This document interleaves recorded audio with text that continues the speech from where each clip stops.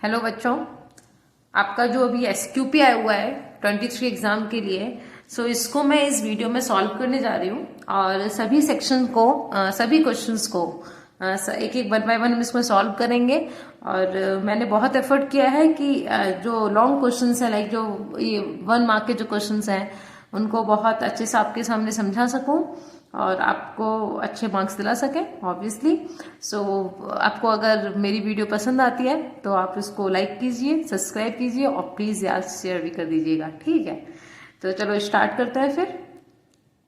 इस वीडियो का जो फर्स्ट क्वेश्चन है, question number 1, let a and b be two positive integers such that a is equal to p cube q4 and b is equal to p square q cube. So where p and q are prime number, if SCF AB is equal to PM QN and LCM AB is equal to PR QS, then m plus n r plus s की हमको इसमें value find करनी है। तो काफी अच्छा question था ये वाला। तो इसमें हम क्या कर सकते हैं, मतलब आइडिया आपको लगाना पड़ेगा। देखिए अभी इसमें एचसीएफ और एलसीएम दिया हुआ है। अगर इसको हम, आपका जो कॉमन फॉर्मूला है, अगर हम उससे इसको सॉल्व करना चाहें, लाइक जो एक फॉर्मूला हमने पढ़ रखा है, HCF into LCM is equal to a into b, ठीक है। अगर हम इस वाले फॉर्मूले से इसको सॉल्व करने के लिए एफर्ट करें तो देखिए क्या हो सकता है। एचसीएफ की वैल्यू हमारे को यहाँ पे दी हुई है p to the power m q to the power n into p to the power r q to the power s is equal to a की वैल्यू क्या है, p cube q4 into p square q cube. देखो बेटा, इसको solve करने का क्या वे हो सकता है। सबसे पहले हम इसको इसके इक्वल रख लेते हैं, right. So p to the power m q to the power n is equal to p to the power 3 q to the power 4। हम कंपेयर करेंगे, वैल्यू को फाइंड करेंगे। So here we will find m is equal to 3 and n is equal to 4, right. And now हमने देखिए यहां से दो value को फाइंड किया। अब क्या करना है हमने, देखिए एमसीक्यूज जो भी क्वेश्चन होते हैं ना, तो उनको सॉल्व करने का अलग ही प्रोसीजर है। अब मुझे दिख रहा है कि अगर मैं इसको पावर को यहाँ पे ऐड भी कर लूंगी ना, तब भी मेरा आंसर नहीं मिलेगा। सो हमने क्या करना था, अब इस वाले को इससे कंपेयर करेंगे। So it will be p to the power r q to the power s is equal to p to the power 2 q to the power 3, ठीक है। अब इसमें क्या लिखेंगे, r इज इक्वल टू 2, हम कंपेयर कर सकते हैं p को p से, तो r इक्वल टू 2 मिलेगा and s is equal to 3 मिलेगा, ठीक है। अब देखो आपसे क्वेश्चन में क्या पूछा गया था, m plus n and r plus s की वैल्यू क्या होगी। सो हमने फाइंड करना है m plus n and r plus s। तो देखो बेटा, m की वैल्यू 3 है, n की वैल्यू 4 है, पुट कर दिया। r की वैल्यू 2 है, s की वैल्यू 3 है, ऐड कर लेते हैं। सो 7 इंटू 5 इज इक्वल टू 35, ठीक है। तो इस वाले क्वेश्चन का जो ऑप्शन नंबर 3 है वो आपका करेक्ट आंसर है, ठीक है। So now next one is second, let p be a prime number, the quadratic equation having its root as factor of p। देखिए इसमें क्या है कि जो हमारा प्राइम नंबर होगा ना, वो क्या होता है, प्राइम नंबर जो इसमें हम लेंगे उसको हम लेंगे 1 and p। So 1 and p हमारा प्राइम नंबर हो जाएगा। मैं यहाँ पे लिख देती हूँ, प्राइम नंबर इज 1, p। देखो ये आपके बेसिकली यहाँ पे क्या हो गया, आपके यहाँ पे रूट्स हो गए। सो 1 एंड p हमारे यहाँ पे रूट्स है। अब हम क्या करते हैं, हमारा वो क्या होता है, जीरोज भी बोल सकते हैं आप इसको। सो हम पहले निकालते हैं सम ऑफ जीरोज क्या होगा, sum of zeros is equal to p plus 1, ठीक है। एंड प्रोडक्ट ऑफ जीरोज क्या हो जाएगा इसका, product of zeros is equal to p into 1 is p, right. So formula क्या होता है हमारा, x2 माइनस, बोलो बेटा, सम साथ के साथ बोलते जाना, ठीक है, याद होता जाएगा, आपके बोर्ड की तैयारी हो जाएगी, है ना। प्लस प्रोडक्ट ऑफ जीरोज, ठीक है, ये फॉर्मूला होता है। सो वैल्यू को पुट करते हैं x to the power 2 minus p plus 1x plus p, ये आपका इसका आंसर होगा, राइट। सो देख लेते हैं कौन सा ऑप्शन हमारा इसमें करेक्ट है। सो ऑप्शन नंबर बी, ये इसका करेक्ट आंसर है, ठीक है। So now next one is question number 3, if alpha and beta are the zeros of a polynomial fx is equal to px square minus 2x plus 3p and हमने यहां से क्या find करना है, p की वैल्यू को फाइंड करना है, ये तो कहा देन p is, और हमारे पास एक कंडीशन गिवन है which is alpha plus beta is equal to alpha beta. So सबसे पहले हमने यहाँ पे क्या निकालना होगा, sum of zeros and product of zeros, and उसके बेस हम यहाँ पे p की वैल्यू को फाइंड कर लेते हैं। तो चलिए क्वेश्चन क्या है हमारे पास, थर्ड वाला।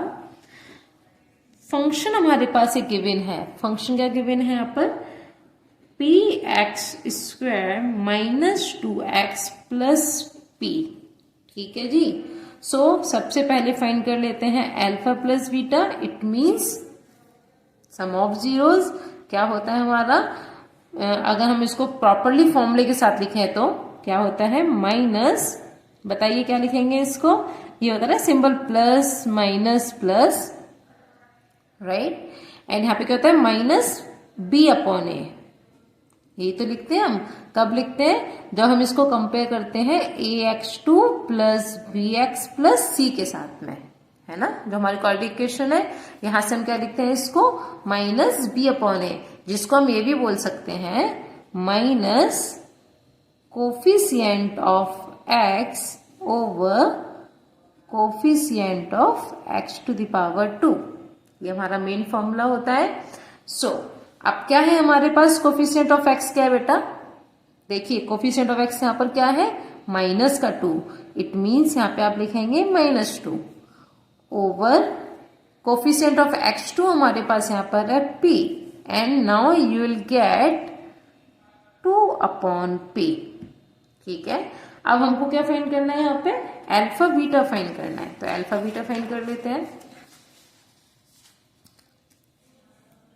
Alpha beta is equal to, क्या होता है फॉर्मूला उसका, कांस्टेंट टर्म ओवर, ये बेटा अगर आपके पास अभी तो वो है हमारा एमसीक्यू, अगर हमारे ये एमसीक्यू क्वेश्चन नहीं होता ना, तो अगर हमारे को ये क्वेश्चन मिले प्रॉपरली सॉल्व करने में, अगर आप उसको इस टाइप से फॉर्मूले के साथ में लिखेंगे ना, आपको अच्छा मार्क्स मिलेगा। अगर आप डायरेक्टली c अपॉन ए लिख देंगे तो कभी कभी जो चेक करने वाले बंदे होते हैं, जो हमारे मतलब टीचर्स हैं जो बैठे हुए हैं, वो ये सोचते हैं कि बच्चे ने c अपॉन ए तो लिख दिया, बट किस फॉर्मूले से लिखा। तो आपको अगर आप इस टाइप से लिखते हैं ना, तो एक तरीके से मतलब हम कंपेयर करके बता पा रहे हैं कि हम एग्जैक्टली क्या सॉल्व करने जा रहे हैं। तो ऐसे आप सॉल्व करेंगे तो काफी अच्छा होगा। इसमें देखिए कांस्टेंट टर्म क्या है, 3p, हम यहाँ पे इसको लिख देते हैं 3p अपॉन p, इससे कैंसिल होकर क्या आ गया बेटा 3। अब आपको क्वेश्चन में क्या गिवन है, alpha plus beta is equal to alpha beta, लगा देते हैं भाई, दोनों की वैल्यू हमने फाइंड कर लिया है। तो अल्फा प्लस बीटा हमारा कितना आता है यहाँ से, 2 अपॉन पी, ये हमने फाइंड किया था 2 अपॉन पी, तो 2 upon p is equal to 3, ठीक है। तो यहां से देखिए आप क्रॉस मल्टीप्लीकेशन करेंगे तो आपको p इज इक्वल टू क्या मिल जाएगा, p is equal to 2 upon 3, ये इसका आंसर है। इट मीन्स ये जो ऑप्शन नंबर बी है इसका करेक्ट ऑप्शन होगा।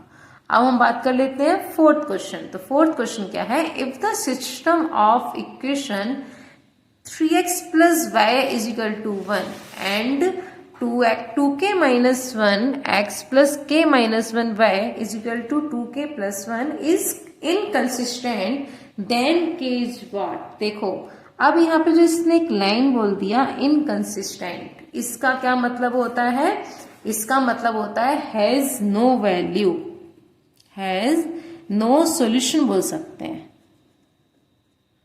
ठीक है। उसका क्या मतलब होता है, इनकंसिस्टेंट, ये बच्चों को पता होना चाहिए। अगर आपको ये नहीं पता होगा तो आप आंसर नहीं निकाल सकते हैं। सो हैज नो सोल्यूशन की कंडीशन क्या होती है हमारी, A1 over A2 is equal to B1 over B2 is not equal to C1 upon C2। ठीक है, सो इसको सॉल्व करते हैं। देखिए इक्वेशन क्या दी हुई है हमको, 3x plus y is equal to 1 and 2k minus 1x plus k minus 1y is equal to 2k plus 1। ठीक है बेटा, सो हमने फाइंड करनी है यहाँ पे k की वैल्यू।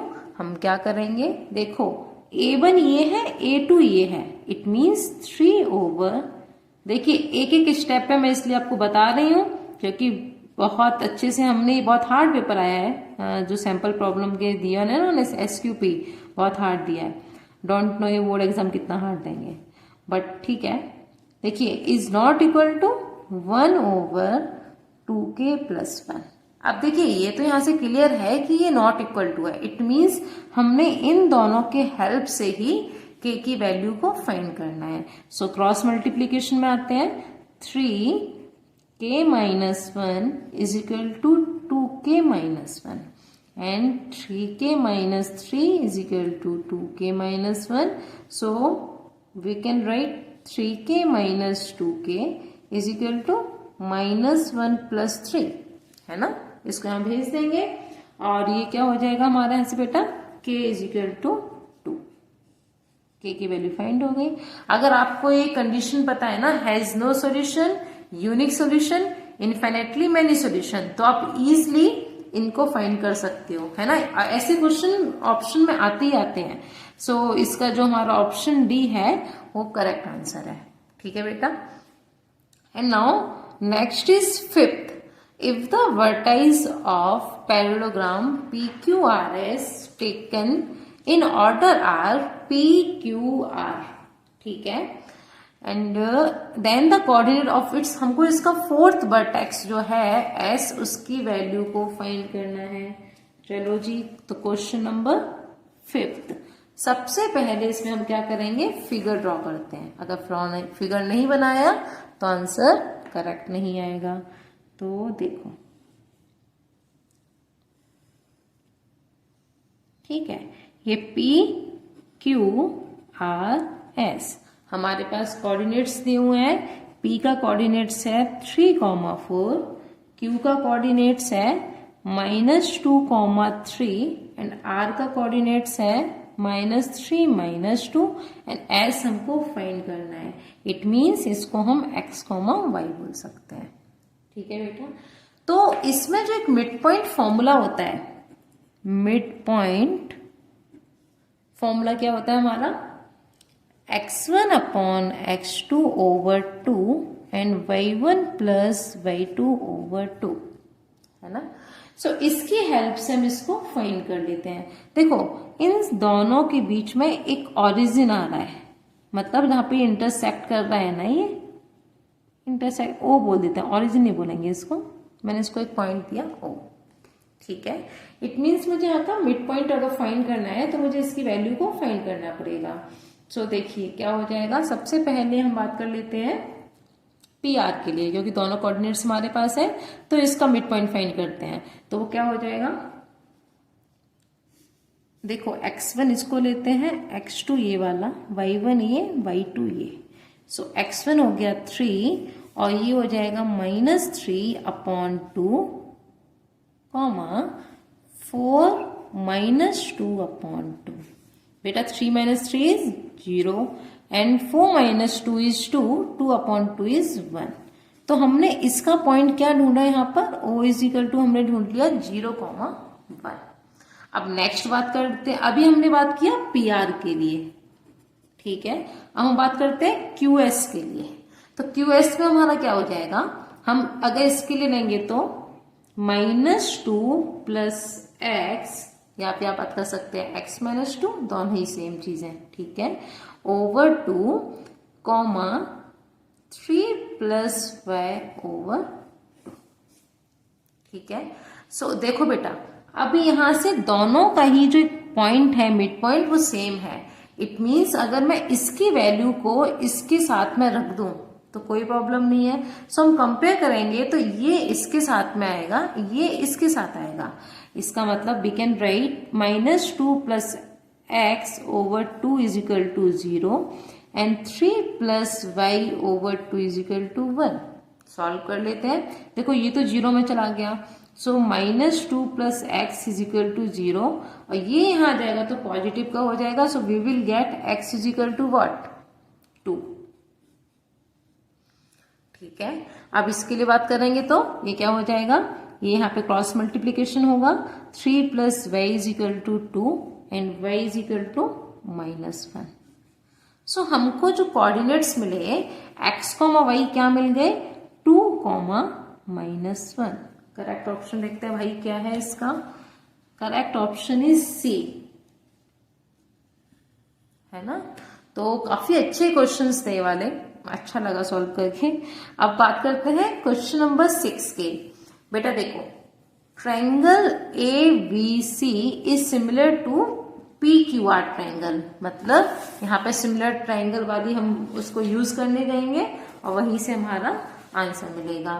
तो पहले तो ट्रायंगल बना लेते हैं, इसको ऐसे रख करके सॉल्व करते हैं। आपको क्वेश्चन भी दिखेगा और सॉल्यूशन भी दिखेगा। चलिए भी, हमने दो ट्रायंगल बनाए। सबसे पहले बनाया ABC और एक बनाया PQR। जो एक सिमिलर ट्रायंगल वाली प्रॉपर्टी होती है उसी की हेल्प से हम इसको सॉल्व करेंगे। ABC PQR, ठीक है। ये दो सिमिलर ट्रायंगल हो गए। मेरा सिमिलर नहीं बन पाया तो थोड़ा सा छोटा बड़ा हो गया है, बट ठीक है जी। देखो बेटा, अब यहाँ पे इसने बोला AM, हमने M इस पर एल्टीट्यूड डाल दिया एंड PN, तो PN भाई एल्टीट्यूड डाल देते हैं ABC एंड PQR पर। अब क्वेश्चन क्या बोल रहा है, AB square over PQ square is equal to 4/9। So now we have to find the value of AM over PN, ठीक है। सो कैसे फाइंड करेंगे, अब देखो जैसा कि मैंने आपको बोला कि ये थ्योरम वो होता है ना, सिमिलर ट्रायंगल का एक वे होता है कि triangle ABC over triangle PQR is equal to AP square over PQ square, मतलब ये दोनों आगे sides, is equal to AC square upon PR square is equal to BC square over QR square, है ना। इसी वाले थ्योरम से एक लाइन आती है कि AB over PQ is equal to होता है AM ओवर PN। ये आपकी NCERT की बुक में जो वो है थ्योरम है, उसके अंदर भी लाइन लिखी हुई है, ठीक है। सो आप वहां से ही पढ़ सकते हो अगर आपको कोई डाउट होता है तो।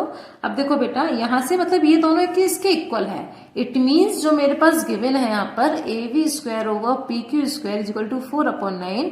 सो यहीं से मुझे वैल्यू फाइंड करनी पड़ेगी किसकी, AB ओवर PQ की।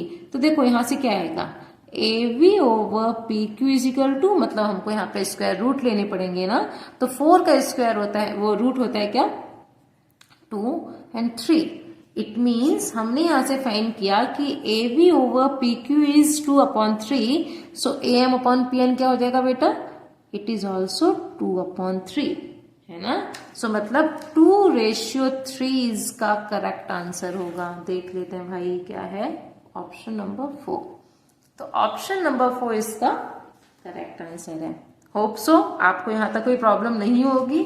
अगर हो भी ना तो आप मुझे कमेंट बॉक्स में लिख सकते हैं और मैं आपका ऑब्वियसली उसका मैं आपको सोल्यूशन दूंगी यार। अगर आपको कोई भी लगता है कि कहीं भी आपको प्रॉब्लम है तो आप मुझे बताइएगा। सो नाउ आगे बढ़ते हैं।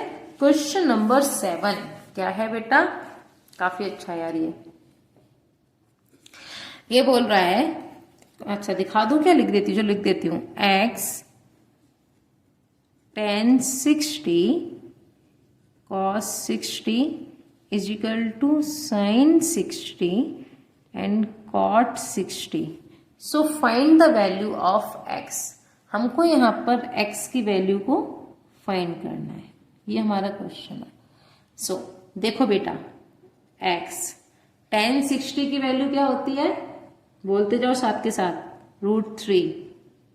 cos 60 की वैल्यू 1/2, ये मल्टीप्लीकेशन है, ठीक है। sin 60 की वैल्यू √3/2, cot 60 की वैल्यू 1/√3, है ना।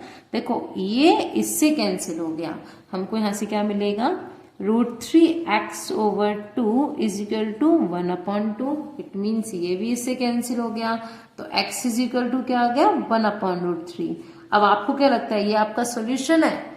नहीं है, क्योंकि ऑप्शन में कहीं भी 1/3 नहीं दिया हुआ था। अब हमको ये सोचना था कि ऐसे कौन सा ऐसा ऑप्शन है जिसकी वैल्यू 1/3 होगी। सो आंसर इज tan 30, क्योंकि tan 30 की वैल्यू हमारी क्या होती है, 1/√3। सुनाओ, correct answer is 1/√3, sorry tan 30, है ना। हाँ, अब आता है क्वेश्चन नंबर 8। अच्छा है यार ये वाला भी।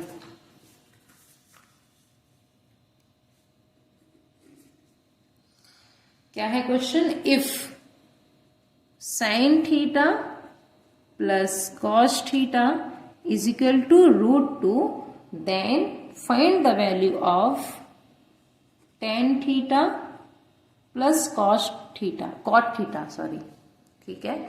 इसकी वैल्यू को हमको फाइंड करना था।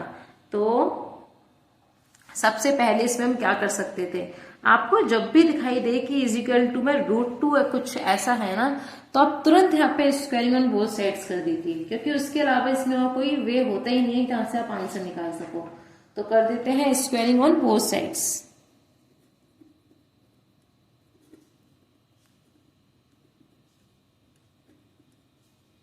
ठीक है, ये क्या हो जाएगा, देखो sin theta plus cos theta का whole square is equal to √2 का स्क्वायर। ठीक है, ये हो जाना है a प्लस बी का whole square, a square plus v square plus 2 sin theta cos theta is equal to 2। देखो बेटा, इसकी value 1 is equal to 2 sin theta cos theta is equal to 2। देखो अब इस 1 को, एक कांस्टेंट है, ये भी कांस्टेंट है, दोनों को एक साथ में लेकर के आते हैं, तो ये हो जाएगा 2 sin theta cos theta is equal to 1। And now we can write sin theta cos theta is equal to 1/2। देखो इसके आगे इस क्वेश्चन को सॉल्व करने का कोई प्रोसीजर नहीं है, तो बेटर है कि जो हमको जो फाइंड करना है ना, अब उसको साथ में लेकर चलते हैं। तो ये क्या हो जाएगा, देखो tan theta plus cot theta, इसको सॉल्व कर लेते हैं, यहां तक अप्रोच करने की कोशिश करते हैं, क्योंकि और कोई वे नहीं है जहां से हम इसका आंसर फाइंड कर सकें। अब tan थीटा क्या हो जाएगा, sin अपॉन cos थीटा, और cot थीटा क्या हो जाएगा, cos theta upon sin theta. ठीक है, सबसे पहले इन दोनों का एलसीएम क्या आएगा हमारा, sin थीटा, चलो यार नीचे लिखते हैं, sin थीटा cos थीटा, यहां से कैंसिल हो गया, आ जाएगा ऊपर sin square theta plus cos square theta, है ना। और देखिए ऊपर इसकी वैल्यू क्या होगी, 1, तो 1 upon sin theta cos theta, यही तो आएगा। मैं कहीं से गलत नहीं हूं। तो देखो बेटा, अगर हम कंपेयर कभी कर रहे हैं तो क्वेश्चन हमारी जो इक्वेशन नंबर 1 आई है ना, और 2 आई है, सो 1 की वैल्यू को पुट कर देते हैं किसमें, इक्वेशन नंबर 2 में। तो 1 की वैल्यू क्या है हमारी, sin थीटा cos थीटा की वैल्यू 1/2। तो यहां से आपको आंसर क्या मिलेगा, 2। बहुत अच्छा क्वेश्चन था ये, इसको सॉल्व करने का प्रोसीजर बहुत अच्छा है। So option number 2 is correct. चलिए जी, यार एक प्रॉब्लम हो गई थी, मैं ना कंटिन्यू वीडियो मतलब अपना क्वेश्चन सॉल्व कर रही थी और मैंने नोटिस ही नहीं किया मेरा वीडियो बंद हो रखा था, और मैंने अराउंड 3-4 क्वेश्चन सॉल्व कर दिए थे। तो जो मैंने सॉल्व किए हैं मैं अभी यहाँ पे उसी को एक्सप्लेन कर देती हूँ, क्योंकि मैंने बहुत मेहनत करी थी यार, मैं फिर से मतलब ये सब चीजें नहीं बनाऊंगी, और डोंट नो क्यों मेरा वीडियो बंद हो गया और मुझे पता ही नहीं चला। चलो तो सॉल्व करते हैं question number 9। In the given figure D parallel BC, यहाँ पे क्या गिवन है हमारे पास, A is equal to a units, E C is equal to v, D is equal to x, B C is equal to y, so हमको बताना है यहाँ पर which of the following is true, है ना। सो इनमें से कौन सा हमारा ऑप्शन करेक्ट है, और हमारे पास एक ट्रायंगल गिवन है, तो यही मैंने यहाँ पे यार बनाया था, बट पता नहीं क्या हुआ। चलो, so in triangle AD and triangle ABC, ठीक है, हमारे पास दो ट्रायंगल है, एक तो ये वाला एंड एक ये वाला। और इसमें आप देख सकते हैं मैंने कैसे भी करके अगर मैंने पता कर दिया कि ये दोनों ट्रायंगल जो है वो सिमिलर हैं, तो बहुत इजीली हम इसका आंसर फाइंड कर सकते हैं। तो सबसे पहले हमने यही कोशिश करनी है कैसे भी करके कि इन दोनों ट्रायंगल को सिमिलर प्रूव कर सकें। सो मैंने क्या किया यहाँ पर, angle A D E is equal to किसके इक्वल है बेटा, ए बी सी के, है ना। और एंगल ए ई डी किसके इक्वल है, ए सी बी के। यही दोनों को मैंने यहाँ पे लिख दिया। जहां हम ये चीज को मेंशन करेंगे तो ये क्या हो जाएगा, वाई डबल ए क्राइटेरियन से प्रूव कर सकते हैं कि ये दोनों जो हमारे ट्रायंगल हैं वो सिमिलर हैं। जैसे सिमिलर प्रूव कर दिए, आपको समझाने के लिए मैंने दो अलग ट्रायंगल बनाया। सो एक तो लिया ए डी ई एंड एक लिया ए बी सी। तो इसकी हमारे पास वैल्यूज गिवन थी, लाइक ए की वैल्यू ए गिवन था एंड डी का वैल्यू एक्स, AC का value A plus b and BC की वैल्यू Y। तो हमने यहाँ पर उसको अलग अलग मेंशन कर दिया। अब यहाँ से हमको पता चल गया कि in triangle ADE and ABC ये दोनों हमारे सिमिलर हैं। सो AE किसके अपॉन में बेटा किसके इक्वल होगा, AC के। तो हम लिख सकते हैं AE upon AC is equal to D upon BC, लिख दिया। इन सभी की वैल्यूज हमारे पास गिवन थी। So A upon a plus b is equal to x upon y. तो यहां से आपको क्या मिलेगा, x की वैल्यू मिल जाएगी ए Y upon a plus B. सो यही हमारा इसका करेक्ट ऑप्शन है जब हमने इसमें कंपेयर किया। सो देखिए अलग अलग टाइप से ना आप ट्राई भी कर सकते हैं, जैसे कि x इज इक्वल टू जो हमारा आया है ए Y upon a plus B, वो ऑब्वियसली वाला नहीं था तो क्रॉस हो जाएगा। जब आप यहाँ पे करेंगे तो y से इसका मल्टीप्लाई होगा, तो ये भी नहीं हो सकता क्योंकि a से मल्टीप्लाई करना है y का। तो जब आप बहुत सारे तरीके से ट्राई करोगे तो आपको ऑप्शन ही करेक्ट मिलेगा। ठीक है, अब देखते हैं क्वेश्चन नंबर 10। ये भी मैंने सॉल्व कर चुकी थी, तो मैं आपको एक्सप्लेन कर देती हूँ। मैं बहुत अच्छे से समझाई जा रही थी और बाद में पता चला कि अब वीडियो नहीं चल रहा है। सो मैंने आपको समझाने के लिए सब चीजें इसमें मेंशन कर रखी थी पहले से ही, बट ठीक है। देखो ABCD एक ट्रेपेजियम है, तो मैंने बनाया था ABCD एक ट्रेपेजियम है जहां पर AD पैरेलल है BC के and AD is equal to 4 centimetre हो गया।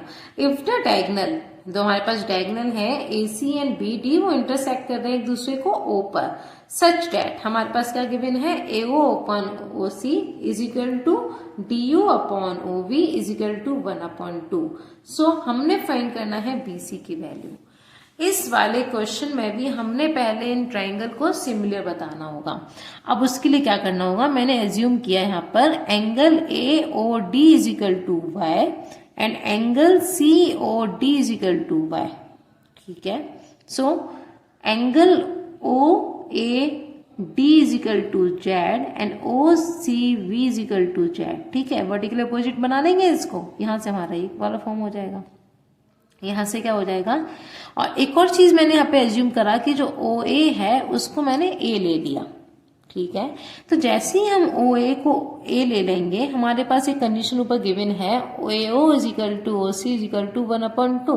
यहां से अगर हमने लिया OA को A ले लिया तो अपॉन में OC दिया हुआ है इज इक्वल टू 1/2, तो यहाँ से हमको जो OC की वैल्यू मिलेगी वो 2A मिल जाएगी, जो कि मैंने यहाँ पे मेंशन भी की हुई है। ठीक है, तो ये क्या हो जाएगा, triangle OAD and OCV are similar. ठीक है, एंड अगर ये सिमिलर हैं तो हमने क्या बताना है कि OA हमारा AD के इक्वल है एंड OC हमारा BC के इक्वल है। सॉरी, देखो OA हमारा AD के इक्वल है एंड OC हमारा BC के इक्वल है। अब सभी की वैल्यू पुट कर देते हैं। OA की वैल्यू A, AD की वैल्यू 4, इनकी वैल्यू OC की वैल्यू 2A एंड BC की वैल्यू X। जब आप इसको सॉल्व करेंगे तो यहाँ से आपको मिलेगा x is equal to 8 centimetre. ठीक है, ये इसका करेक्ट आंसर है। तो 10th वाले का ऑप्शन सी आपका करेक्ट आंसर है। अब देखो 11th वाला, if two tangent inclined at an angle of 60 degree. ये अच्छा क्वेश्चन है। तो सबसे पहले आपको एक सर्कल बनाना है, तो एक सर्कल बनाया हमने। सर्कल में ये हमारा टेंजेंट होता है। टेंजेंट क्या होता है, जो कि सर्कल को टच करते हो जाता है। क्वेश्चन में कहा गया है कि वो 60 डिग्री का एंगल बना रहा है, drawn to a circle of जिसकी रेडियस 3 सेंटीमीटर है। लेंथ हमको फाइंड करनी है उस टेंजेंट की। देखो बेटा, ये हमारी रेडियस हो गई 3 सेंटीमीटर एंड 3 सेंटीमीटर, मैं लिखना भूल गई थी, ठीक है। और ये 60 डिग्री का एंगल बना रहा है, तो जब हम इसको बाइसेक्ट करेंगे ना तो ये 30-30 का हो जाएगा, ठीक है। दो हमने अलग यहाँ पर ट्रायंगल ले लिए। सो रेडियस 3 है, हम इसको लिख सकते हैं APO is equal to 30 and CPO is also 30। 10-30, देखो अब इसमें 10 क्यों लगाया, क्योंकि ये हमारा होता है ना PVP ओवर HHV। यार मैं तो इसी उससे पढ़ाती हूँ, जिसको हम पता है मैं इसको क्या बोलते हैं, नहीं आप इसको बोल सकते हैं, देखो अब इसमें क्या हो जाएगा, 10-30 की वैल्यू, 10-30 क्यों लगाएगा कि हमारे पास थीटा 30 है, और वो क्या हो जाएगा P/B, मतलब परपेंडिकुलर अपॉन बेस। तो परपेंडिकुलर यहाँ पे क्या है, देखो बेटा मैंने यहाँ पे बनाया भी है इसको आपको समझाने के लिए, कि जो यहाँ पे ये AP है ना, ये हमारा बेस है। OP जो ये जो है OA हमारा परपेंडिकुलर है, ये OH जो हमारा है वो क्या है, OP हमारा क्या है, हाइपोटेन्यूस है। तो यहाँ पे क्या हो जाएगा 1/√3 इज इक्वल टू OA की वैल्यू 3 एंड AP की वैल्यू हमने फाइंड करनी है, तो आ जाएगा 1/√3 is equal to 3/AP and AP क्या हो जाएगा 3√3। तो ये हमारा इसका करेक्ट आंसर है, ठीक है। थोड़ा सा अच्छा क्वेश्चन है ये, बट ट्रिकी है, मतलब अच्छा लगा मुझे तो देखो अब क्या है, the area of the circle that can be inscribed in a square of 6 centimetre. सबसे पहले हमने एक स्क्वायर बनाना है, उसके अंदर एक सर्कल को इंस्क्राइब्ड करना है, जिसकी हमारे पास साइड दी हुई है 6 सेंटीमीटर। हमने बना दिया, ठीक है। ड्राइंग बहुत गंदी है मेरी, तो मैंने सही से नहीं बनाया था, कोशिश करी बनाने की। तो ये हमारा हमने स्क्वायर के अंदर एक सर्कल बनाया। अब देखो बेटा, ये 6 का हमारे साथ साइड दी हुई थी, तो अगर ये 6 है तो ऑब्वियसली इसका जो डायमीटर है वो भी 6 हो जाएगा। तो डायमीटर ऑफ सर्कल हो गया 6 सेंटीमीटर, तो इससे रेडियस क्या आ जाएगी, रेडियस आ जाएगी 3 सेंटीमीटर। फाइंड क्या करना है यार, एरिया ऑफ सर्कल। पता है आपको क्या होता है, फॉर्मूला भी आप जानते हो, πr² होता है। देखो पाई की मैंने वैल्यू लिखा था 22.7 इंटू 3 बट कहीं भी क्वेश्चन में ना ऐसा नहीं था, आंसर में हमने जब चेक किया तो इसमें पाई दिया हुआ था, तो मतलब हमने इसमें क्या करना है, 22.7 का यूज ना करते हुए हमने यहाँ पे पाई का यूज करना है। तो आंसर हमारा आ जाएगा 9 पाई, ठीक है। यहां तक कि मैं क्वेश्चन को सॉल्व कर चुकी थी, मैं 13 बार सॉल्व कर रही थी, तब मैंने चेक किया कि यार मेरा वीडियो नहीं चल रहा, तो मैं बहुत कुछ इसमें लिख चुकी हूँ। मैं आपको इसको समझा देती हूँ, फिर मैं आगे कंटिन्यू करती हूँ, ठीक है। तो 13 क्वेश्चन है, the sum of the length breadth and height of a cuboid is 6√3 centimetre and the length of its diagonal is this. तो the total surface area of the cuboid, हमको क्यूबॉइड का total surface area find करना है। तो सबसे पहले TSE of cuboid होता क्या है, वो होता है 2LB plus BH plus HL, ठीक है। और डायगोनल ऑफ अ क्यूबॉइड का भी फॉर्मूला होता है √L² plus B² plus H²। हमारे पास क्वेश्चन में गिवन था कि sum of length breadth and height is equal to 6√3 centimetre, तो हमने यहाँ पे इसको लिख दिया। अब क्या करेंगे, स्क्वायरिंग ऑन बोथ साइड्स, तो हम दोनों साइड का स्क्वायर कर लेंगे, इज इक्वल टू आएगा 6√3 होल स्क्वायर, ठीक है। ये क्या हो जाएगा बेटा, A² plus B² plus C² plus 2LB plus 2BH plus 2HL is equal to 6 into 6 से 36 इंटू 3 इज 108, ठीक है। आप इसको फर्स्ट इक्वेशन बोल सकते हैं। अब आगे बढ़ते हैं भाई। तो देखो हमारे पास एक चीज गिवन थी, डायगोनल ऑफ क्यूबॉइड, है ना, मैंने ऊपर इसको मेंशन भी किया है। ये होता है हमारा L² plus B² plus H²। बेटा ये हमारे पास गिवन था क्या, 2√3 is equal to under root of this. अब जब भी हमको यहाँ से स्क्वायर रूट को अगर हटाना होगा तो हमको क्या करना होगा, बताया आपको, स्क्वायरिंग ऑन बोथ साइड्स, और कोई तरीका ही नहीं होता। तो ये क्या हो जाएगा, 2√3 whole square is equal to L² plus B² plus H²। ये क्या हो जाएगा बेटा, 4 इंटू 3 इज 12, तो 12 इज इक्वल टू दिस। इसको एक नाम दे देते हैं, विच इज सेकेंड इक्वेशन। अब मेरी बात को समझना, अगर इसकी वैल्यू को L² plus B² plus H² की वैल्यू को हम इसकी जगह पर रिप्लेस कर दें तो हमको इसकी वैल्यू फाइंड हो जाएगी, और यही तो होता है टोटल सरफेस ऑफ क्यूबॉइड। बस इतनी सी बात है। तो हम यहाँ पे लिख देते हैं फ्रॉम फर्स्ट एंड सेकेंड। तो देखो बेटा क्या हो जाएगा 12 प्लस ट्वाइस ऑफ, मैंने ट्वाइस मतलब 2 को बाहर कॉमन ले लिया, 2 LV plus BH plus HL is equal to 108। इसकी वैल्यू को फाइंड करना है, यहाँ पर ऐसे ही लिख देते हैं क्योंकि यही होता है TSE ऑफ क्यूबॉइड। इसको यहाँ पर ट्रांसफर कर देते हैं तो माइनस में हो जाएगा, तो हो जाएगा TSE, मैं डायरेक्टली लिख देती हूँ, of cuboid is equal to 96 centimetre square. ये इसका आंसर होगा। डायरेक्टली फॉर्मूला खुद से प्रोड्यूस हो गया, कुछ करना ही नहीं पड़ा। तो आंसर कहाँ है भाई इसका, ये है ऑप्शन सी इज करेक्ट।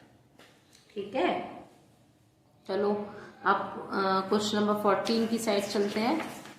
काफी अच्छा है ये वाला भी question 14। If the difference of mode and median of a data is 24, then the difference of, हाँ ये लाइन अच्छी थी, mode and median of data is this, तो डिफरेंस ही फाइंड करना है हमको किसका, मीडियन एंड मीन का। सो हमारे पास जो गिवन है पहले वो लिख लेते हैं, mode minus median is equal to 24, ये गिवन है। ठीक है, तो यहां से मोड क्या आएगा, मोड हो जाएगा 24 प्लस मीडियन, इसको बोल देते हैं फर्स्ट इक्वेशन। अब बेटा हमारे पास एक फॉर्मूला होता है, हमें आप लिखेंगे वी नो दैट, क्या होता है फॉर्मूला, याद है, नहीं याद है, नहीं याद है आपको डेफिनेटली, सुनो, mode is equal to 3 median minus 2 mean, ये फॉर्मूला है। आरडी में देख लेना, आरएस में देख लेना, एनसीईआरटी में देख लेना, सब जगह आपको मिल जाएगा। Mode is equal to 3 median minus 2 mean. बेटा मोड की वैल्यू क्या है, यहां से पुट कर देते हैं 24 plus median is equal to 3 median minus 2 mean. अब देखो 24 को 24 रहने देते हैं, इसको यहां पर ले जाते हैं। ठीक है, तो जो प्लस का है वो माइनस का हो जाएगा, तो क्या हो जाएगा 3 median minus median minus 2 mean, ये तो होगा। देखो 3 माइनस 1 इज 2, तो 2 median minus 2 mean is equal to 24। अब बेटा यहाँ पर 2 को अगर मैं कॉमन ले लूं यहां से, तो क्या हो जाएगा twice of median minus mean 24, इसको इसमें डिवाइड दे देते हैं। यही तो फाइंड करना था यार, उसने कहा था ना difference of median and mean is what 12। देखिए कितना अच्छा क्वेश्चन है ये, मुझे बहुत अच्छा लगा है, तुम्हारा पता नहीं मुझे। देखो difference of median mean is 12। So now question number 15, the number of revolution made by a circular wheel of radius 0.25 meter and rolling a distance of 11 kilometer. So हमको इस क्वेश्चन में क्या बताना है, नंबर ऑफ रिवॉल्यूशन बताना है। ठीक है बेटा, तो सबसे पहले इसमें हमारे पास क्या गिवन है, आप देख सकते हैं कि रेडियस गिवन है ना, डिस्टेंस गिवन है। सो इस क्वेश्चन को सॉल्व करने स्टार्ट करते हैं। क्वेश्चन नंबर 15, रेडियस हमारे पास है 0.25 मीटर। सो एक व्हील है। अब इस चीज को समझिएगा कि इसमें हम क्या करेंगे, जब भी आपको नंबर ऑफ रिवॉल्यूशन बताया जाए मतलब बताना होगा। सो नंबर ऑफ रिवॉल्यूशन कैसे बताएंगे, एक व्हील है, व्हील देखिए जब जाएगा कितने से चक्कर लगाया, तो मतलब इस व्हील का बाहर वाला पार्ट पहले हमको पता होना चाहिए ना। तो जब भी ऐसा कुछ हमको फाइंड करना है तो हमको सर्कमफ्रेंस फाइंड करना होता है। ठीक है बच्चों, समझ में आ रही। सो सर्कमफ्रेंस ऑफ व्हील हम पहले फाइंड करेंगे, वो क्या हो जाएगा 2πr, राइट। सो 2 इंटू 22/7 इंटू 0.25। हम चाहें तो हम यहीं पे इसको सॉल्व कर सकते हैं। कैसे कर सकते हैं, 25 से जाएगा 4 टाइम्स, है ना, और ये इससे जाएगा 2 टाइम्स, 2 से जाएगा 11 टाइम्स, तो क्या आ गया हमारे यहाँ से 11/7। And now next one is हमने फाइंड करना है number of revolution. Number of revolution ये क्या हो जाएगा बेटा, इसका फॉर्मूला हो जाएगा total distance over circumference of wheel. मैंने इसको शॉर्टली लिखकर छोड़ दिया तो अंडरस्टूड है कि क्या लिखा है।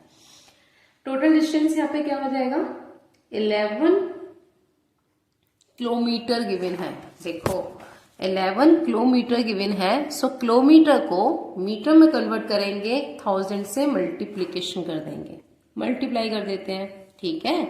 और ओवर में आएगा 11/7 जिसको हम ऊपर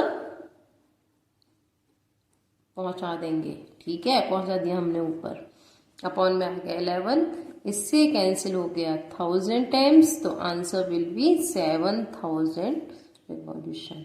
ये इसका आंसर होगा, ठीक है बेटा। सो नेक्स्ट इज 16 क्वेश्चन देखते हैं। देखो for the following distribution, class दिया हुआ है, फ्रीक्वेंसी दी हुई है, क्या फाइंड करना है, sum of the lower limit of the median and modal class. बेटा जब भी हमको यहाँ पे मॉडल क्लास की बात कर ली ना, इसका मतलब हमको इस क्वेश्चन का CF फाइंड करना होगा, ठीक है। तो CF फाइंड करने के लिए पहले पूरा एक टेबल बनाते हैं। हमारे पास क्या क्लास गिवन है, क्लास दी हुई है 0 to 5, 5 to 10, 10 to 15, साथ साथ में करते जाना मेरे, आपको क्लियर होता जाएगा, 20 to 25। फ्रीक्वेंसी क्या गिवन है बेटा, 10, 15, 12, 29। फाइंड क्या करना है, CF कैसे फाइंड करेंगे इसका, पहले नंबर लिख लेते हैं, इससे इसका ऐड करेंगे 25 प्लस 12 ऐड करेंगे 37 प्लस 20 इज 57 प्लस 9 इज 66, ठीक है।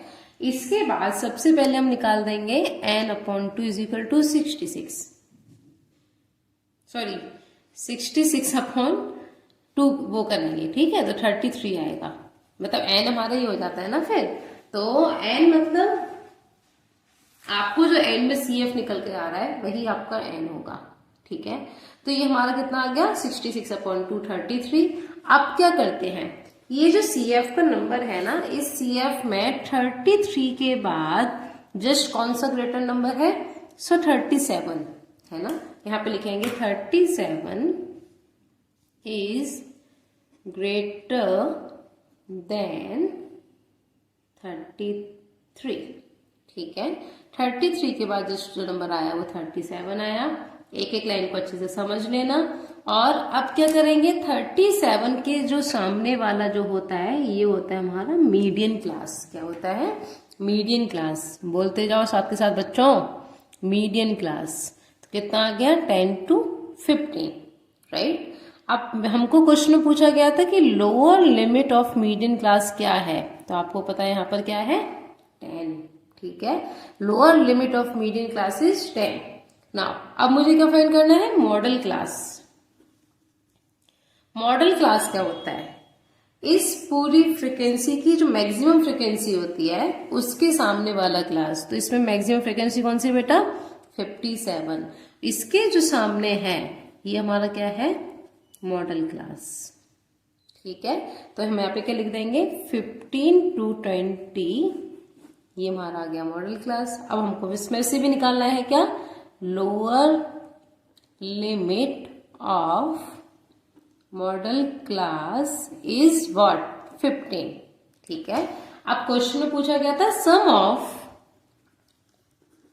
मीडियन एंड मॉडल लिमिट, मतलब लोअर लिमिट, ठीक है, लोअर लिमिट। तो क्या हो जाएगा बेटा, 10 प्लस 15 इज इक्वल टू 25। तो इसका करेक्ट आंसर है, ठीक है। अब आता है क्वेश्चन नंबर 17। भाई बहुत अच्छे क्वेश्चंस थे ये, और MCQs मतलब बहुत अच्छे हैं। 2 dice are rolled simultaneously, what is the probability that 6 will come up at least once? देखो, सबसे पहले हम जब 2 डाइस को फेंक देंगे, सबने खेला है डाइस से तो, सो 2 डाइस को जब हम थ्रो करेंगे तो टोटल आउटकम्स हमारे क्या आएंगे? व्हेन, अच्छा इस पेन से लिखते हैं, राइटिंग अच्छी आ रही है यार मेरी, है 2 dice thrown, so total outcomes क्या हो जाएगा बेटा? 6 का स्क्वायर करोगे 36 हो जाएगा, क्योंकि 6 होता है ना उसमें, तो 36 हो जाएंगे। अब उसने क्या बोला है क्वेश्चन के अंदर, समझिएगा, what is the probability that 6, मतलब जब भी हमने अपने उसको डाइस को फेंका तो 6 तो आना ही आना चाहिए एक बार, उसकी प्रोबेबिलिटी क्या है? तो देखो, हमने एक डाइस पे फेंका तो मान लो 1 आ गया होगा, नेक्स्ट पे 6 आ गया, दूसरे पे 6 आया, देन 1 आ गया, then 2 6 6 2 3 6 6 3 4 6 6 4 5 6 6 5 and next is obviously दोनों पे 6 6 आएगा। ठीक है, कितने हो गए? 1 2 3 4 5 6 7 8 9 10 11, सो आंसर विल बी, बोलो क्या होगा? प्रोबेबिलिटी लिखनी है हमको, तो P लिख सकते हो डायरेक्टली, PE is equal to what लिखते हैं ना, number of outcomes upon total number of outcomes, तो क्या हो जाएगा? डायरेक्टली लिख दो आंसर, जैसे भी MCQ है, तो 11/36, तो ये इसका करेक्ट आंसर है। देखो, ये इसका करेक्ट आंसर है। So 18 question, 5 tan beta is equal to 4 5 sin beta minus 2 cos beta over 5 sin beta plus 2 cos beta. देखो बेटा, जब भी आपको अगर ऐसा कुछ फाइंड करना हो, ये हमको फाइंड करना है ना यहाँ पे, इट मीन्स हमको साइन एंड कॉस बीटा की वैल्यू को फाइंड करना होगा। तो यहाँ से tan बीटा क्या हो जाएगा? tan beta is equal to 4/5, right. Then हमने ट्राइंगल क्रिएट करना है, ट्राइंगल बना दिया, ठीक है, और ये हमारा बीटा हो गया, बीटा हमने यहाँ पे सेट कर दिया। अब ये हमारे पास क्या गिवन है? P V P over H H we के अकॉर्डिंग ये हमारे पास 4 and 5, मतलब परपेंडिकुलर 4 है और बेस हमारे पास 5 है। Now we have to find the value of this one, means hypotenuse हमको फाइंड करना है। तो कैसे करेंगे? AC square is equal to AB square plus BC square, ये हमको फाइंड करना है। एंड AB हमारा हो जाएगा 16, डायरेक्टली लिख देती हूँ 25 41, इट मीन्स हाइपोटेन्यूज हमारी क्या आ गई? अंडर रूट में 41। अब देखो यहां से फाइंड करना पड़ेगा साइन बीटा, साइन बीटा क्या होगा? P/H, it means 4/41। Cos beta क्या हो जाना है? 5/41। अब इन सभी की वैल्यू को इसमें पुट कर देते हैं। क्वेश्चन क्या है? 5 sin beta minus 2 cos beta upon 5 sin beta. एक एक स्टेप को मैंने सॉल्व किया है कि आपको कहीं से कोई प्रॉब्लम ना हो। फिर भी अगर आपको कुछ समझ में नहीं आता है तो आप मुझे बताइएगा कमेंट बॉक्स में, मैं आपको उसका भी सोल्यूशन दे दूंगी, ठीक है। सो 5 into 4/41 minus 2 into cos beta का हो जाएगा 5/41 अपॉन 5 इंटू 4/41 प्लस 2 इंटू 5/41, ठीक है। अब इसको सॉल्व करते हैं। देखो बेटा 20/41 माइनस 10/41 ओवर 20/41 प्लस 10/41। जब आप एलसीएम लोगे तो ऊपर आएगा 20 माइनस 10, नीचे आएगा 20 प्लस 10, ये हो जाएगा 10/30, मतलब 1/3। तो ये इसका आंसर होना चाहिए। क्वेश्चन में चेक कर लेते हैं यार, ऑप्शन में है, हाँ है, क्या है ये? A option. तो ये हमारा इसका फाइनल आंसर हो गया। अब इसके मतलब सैंपल प्रॉब्लम में जो हमारा मेन 19 वाला जो क्वेश्चन आता है जिसको बोलते हैं असर्शन एंड रीजनिंग, ये काफी अच्छे क्वेश्चंस होते हैं और इसको समझना बहुत जरूरी है। बेटा मैं जो कहने जा रही हूँ अब इसको अच्छे से समझिएगा। एक स्टेटमेंट गिवन है, if product of two number is 5780 and their HCF is 17 and LCM is this. तो क्या करना है, स्टेटमेंट आर हमारे पास है, मतलब रीजन हमारे पास दिया हुआ है, HCF is always a factor of this. इस टाइप के क्वेश्चंस को सॉल्व कैसे किया जाता है? सबसे पहले जो असर्शन हमको दिया हुआ है, मतलब एक स्टेटमेंट है जो कि ट्रू है, वो ये उनका होता है कि ऐसे स्ट्रांगली बिलीव है कि ये जो लिखा हुआ है ये ट्रू है, और जो इसका रीजन है वो भी ट्रू होना चाहिए। दोनों ही जो स्टेटमेंट दिए हुए हैं पहले तो वो ट्रू होने चाहिए। सेकेंडरी, ये जो सेकंड दिया होता है ना रीजन, वो ये रीजन इसके साथ में ये इसका रीजन होना चाहिए। अगर ऐसा है तो बोल देंगे कि ये करेक्ट एक्सप्लेनेशन है, अगर ये रीजन इसका नहीं है तो बोल देंगे it is not a correct explanation. तो दोनों को एक दूसरे से ये कनेक्टेड होने चाहिए। अब सॉल्व करके देखते हैं कि ये तो मतलब ये क्या, ये ट्रू है, ये ट्रू है। अगर ये ट्रू है तो क्या इससे ये इसका रीजन बना रहा है कि नहीं बना रहा, अब हमको ये चेक करना है। सो देखो ये दिया हुआ है, if product of two number is इतना। सबसे पहले हम देखते हैं कि इन दोनों को जब मल्टीप्लीकेशन करेंगे क्या हमारे को ये मिलेगा। सो मैंने इसको सॉल्व किया था तो ये मिलेगा। फॉर्मूला होता है HCF into LCM is equal to product of two number.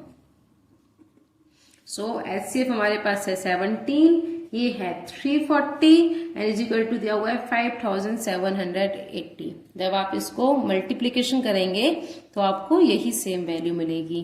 तो यहां से हमारा जो फर्स्ट स्टेटमेंट था वो ट्रू हो गया, जो हमारा असर्शन था कि हाँ ये ट्रू है, ये इसी का पार्ट है। अब सेकंड बोल रहा है HCF is always a factor of LCM. ये लाइन को समझना बहुत जरूरी है। देखो बेटा, एचसीएफ जो भी हमारा होता है वो हमेशा एक फैक्टर होना चाहिए एलसीएम का। जैसे मान लो मैंने कोई भी दो नंबर ले लिए, 3 और 15 ले लिए, सपोज डैट हम जब इसका एलसीएम फाइंड करते हैं ऐसे तो फाइंड करते हैं, तो हमारे 3 से जाएगा 1 टाइम्स, या 5 आएगा, 5 से करेंगे 1 और 5, तो हमारा एलसीएम कितना आ गया इसका 15 आ गया, राइट। तो ये एलसीएम हो गया। अब एचसीएफ कैसे फाइंड करते हैं, अलग अलग फैक्टर करके। तो इसका हो जाएगा 1,3 एंड 3 का, और 15 का कितना हो जाएगा बेटा 1, 3, 5 एंड खुद का सेल्फ भी रहता है तो 15। तो यहाँ पर जो हमारा कॉमन फैक्टर है वो क्या हो जाएगा 3, ठीक है। तो हाईएस्ट कॉमन फैक्टर हमारा यहाँ पे एचसीएफ आ गया क्या 3। तो देखो क्या जो ये फैक्टर है क्या इस चीज को डिविजिबल है, ये डेफिनेटली है। तो क्या बोलेंगे कि HCF is a factor of LCM. हमेशा होता है जब भी हम किसी भी नंबर का, सेम ही नंबर का हम एलसीएम निकालेंगे, एचसीएफ निकालेंगे, तो हमेशा एचसीएफ फैक्टर होगा एलसीएम का। आप ऐसे बहुत सारे एग्जांपल लेकर के आप देख सकते हैं और डेफिनेटली होगा। तो इससे क्या प्रूफ हो गया कि जो स्टेटमेंट आज हमको दिया हुआ है reason that HCF is always a factor of LCM, तो यस इट इज ट्रू। तो देखो ये भी ट्रू हो गया एंड ये भी ट्रू हो गया, बट क्या इसका इससे कोई एक्सप्रेशन बन रहा है, कुछ भी नहीं बन रहा। यहाँ पे बात करा था डायरेक्टली उसने कि वो उसका मल्टीप्लिकेशन करके प्रोडक्ट है, तो हाँ ये तो था, बट क्या इससे इसका कोई रिलेशन बना, कोई भी रिलेशन नहीं बना। तो अब इसका आंसर क्या हो सकता है, देखो both assertion and reason are true, दोनों ही ट्रू हैं, but reason R is not the correct explanation of assertion A, क्योंकि ये करेक्ट एक्सप्लेनेशन दे ही नहीं पाया ना उसका, उससे कोई इसका रिलेशन ही नहीं रहा, तो इसको बोल देंगे इसका जो ऑप्शन नंबर बी है वो करेक्ट आंसर है, ठीक है। अब नेक्स्ट वाला देखते हैं 20 वाला। 20 क्या है बेटा, स्टेटमेंट हमारे पास है असर्शन का, if the coordinate of the mid point of the sides A B and A C of triangle A B C. सबसे पहले मतलब क्या क्रिएट करना पड़ेगा जी, ट्राइंगल क्रिएट करना पड़ेगा, कर लेते हैं। चलो चलो जी, एक ट्राइंगल बन गया ए बी सी। अब क्या बोला है उसने, ए बी सी ट्राइंगल है, तो side A B and A C are, इसका एक मिड पॉइंट्स है, ओ मिड पॉइंट्स दिए हुए हैं डी एंड ई, तो हमने इसका लिया डी एंड इस पे लिया ए। ठीक है, मिड पॉइंट्स क्या क्या है बेटा, 3,5 एंड -3,-3। सो और एक हमको दिया हुआ है कि BC जो है इसकी यूनिट दी हुई है 20 यूनिट। ठीक है, तो अब इसने क्या बोला, if the coordinate of this and this respectively then BC is equal to 20 units. तो सेकंड क्वेश्चन क्या बोल रहा है, the line joining the mid points of two sides of a triangle, जो इसमें ज्वाइन किया है, is parallel to the third side के पैरेलल है, और क्या उसकी एकदम हाफ है। तो इसका मतलब सबसे पहले हमको DE फाइंड करना पड़ेगा, देन हम बता पाएंगे कि इसमें क्या करना है। सो DE फाइंड करने के लिए क्या करेंगे बेटा, डिस्टेंस फॉर्मूला का यूज करेंगे। तो डिस्टेंस फॉर्मूला क्या होता है हमारा, याद है नहीं है, चलो मैं बता देती हूँ। DE इज इक्वल टू, इसको x1 y1 में लेते हैं, इसको x2 y2 ले लेते हैं। तो क्या होता है वो, x1 माइनस x2 का whole square plus y1 minus y2 का whole square is equal to, देखो बेटा 3 + 3 whole square plus 5 + 3 whole square, and it will be 6 का होल स्क्वायर इज 36 एंड 8 का होल स्क्वायर इज 64। तो √110, मतलब D कितना आ गया बेटा, 10 आ गया। तो ये 10 हो गया, ये 20 हो गया। अब चलो हमने असर्शन तो फाइंड कर लिया, अब देखते हैं रीजन क्या है इसका। तो रीजन में बोला था the line joining the mid points, जो लाइन ज्वाइनिंग है मिड पॉइंट्स की, वो two sides of a triangle, two sides पे लिया हमने ट्राइंगल के, और वो थर्ड साइड के पैरेलल है, ऑब्वियसली है, and equal to half of it. क्या वो इसकी हाफ है, देखो है, ये 10 आया, ये 20 आया, मतलब इसकी हाफ भी हो गई। और इसका मतलब ये है कि जो हमारे यहाँ पे A है वो ट्रू है, तो A is true and R is also true, दोनों ट्रू हो गए। बट अब क्या होता है, इसके बाद हमको क्या देखना होता है कि क्या जो रीजन दिया हुआ है वो इसका करेक्ट एक्सप्लेनेशन है, इसका असर्शन का। तो बेटा डेफिनेटली है, उसने क्या कहा था कि उसका हाफ होना चाहिए जो पैरेलल लाइन है, तो थर्ड साइड इसकी हाफ है। तो इसका मतलब इसका करेक्ट आंसर क्या होगा, ऑब्वियसली A वाला, क्योंकि both assertion and reason are true and reason R is the correct explanation of assertion A। तो इसका कौन सा ऑप्शन करेक्ट हुआ, A वाला। होप सो आपको ये समझ में आ गया होगा, जो मैंने 20 क्वेश्चंस आपको सॉल्व किए हैं MCQs। और अभी भी आपको कोई भी प्रॉब्लम होती है बाई चांस, तो आप मुझे कमेंट बॉक्स में डेफिनेटली लिखिएगा और मैं आपको इसको शॉर्ट आउट कर दूंगी।